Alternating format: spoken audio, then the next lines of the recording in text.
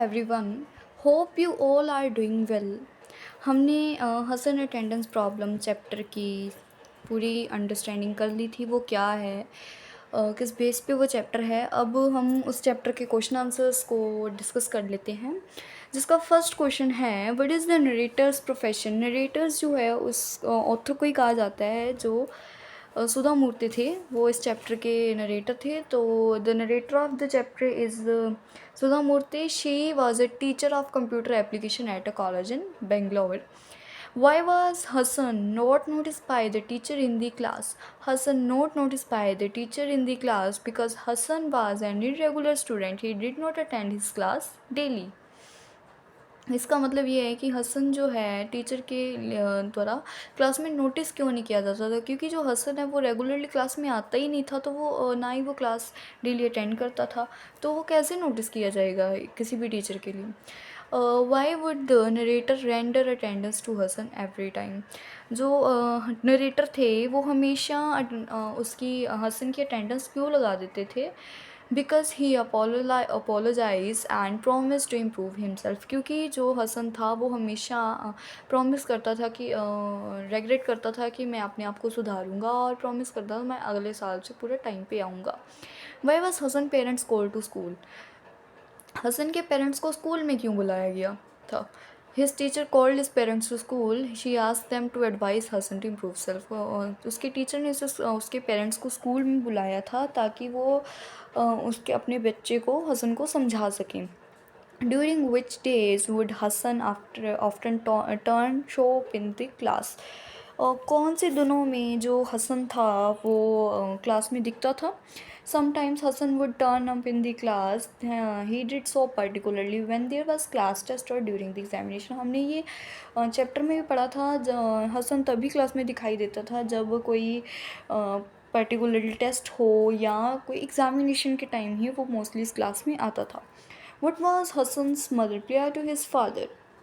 Hassan's mother said that he did not listen to me at all. He spends all night listening to music, as she requested his father to control his son and improve him.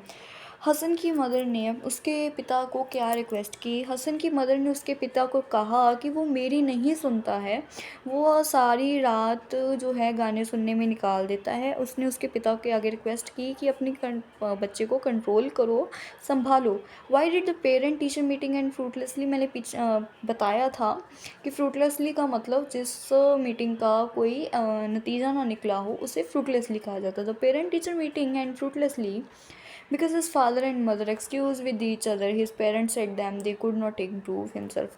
तो उसके जो माता पिता थे हसन के, वो एक दूसरे से ही झगड़ने लगे थे, आर्ग्यू करने लगे थे, और उन्होंने कह दिया उसके टीचर को कि हम उसे नहीं सुधार सकते।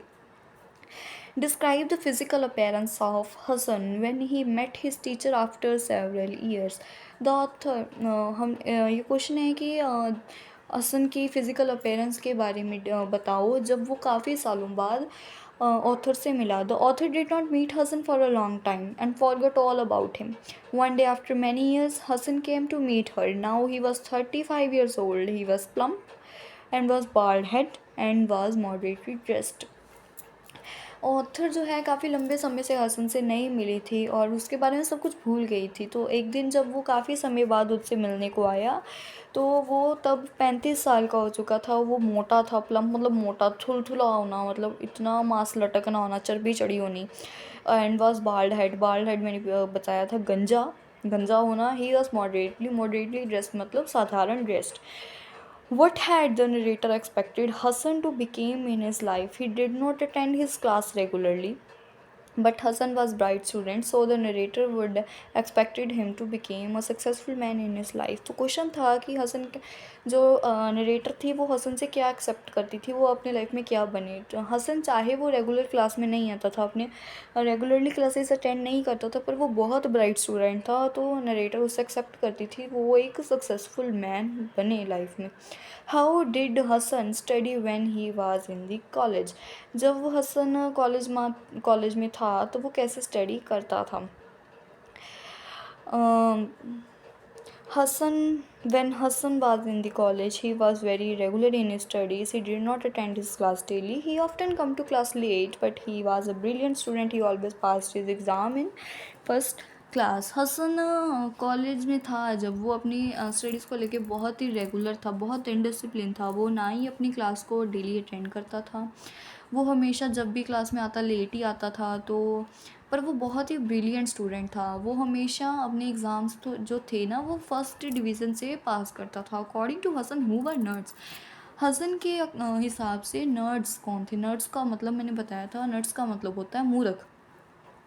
He often come to the class late. He criticized those students who worked hard for passing examination. He called those working nerds. वो उन स्टूडेंट्स को नर्ड्स कहते थे जो उन स्टूडेंट को नर्ड कहता था जो उसके क्लासमेट्स थे, पास होने के लिए हार्ड वर्क करते थे। Why did Hasan start living separately? Hasan ने अलग रहना क्यों शुरू कर दिया? Hasan was careless while he was at college. Even after leaving college, he did not take his life seriously. His father advised him a lot, but he did not improve himself. So his father asked him to live separately. Hasan बहुत careless था जब वो college था, मतलब even कि वो college के बाद भी नहीं सुधरा। उसने अपनी लाइफ को सीरियसली नहीं लिया। उसके फादर ने उसे बहुत समझाया पर उसको कुछ मतलब उसने अपने आप को नहीं सुधारा। उसने अपने फादर की सभी बातों को अवॉइड किया। तो इसीलिए उसके फादर ने उसे कह दिया कि तुम अब से अलग रहोगे। What made Hasan feel optimistic as he felt the narrator office? The narrator was surprised to see that Hassan had not succeeded. She advised him to begin seriously. She told him that he had capacity to progress in life.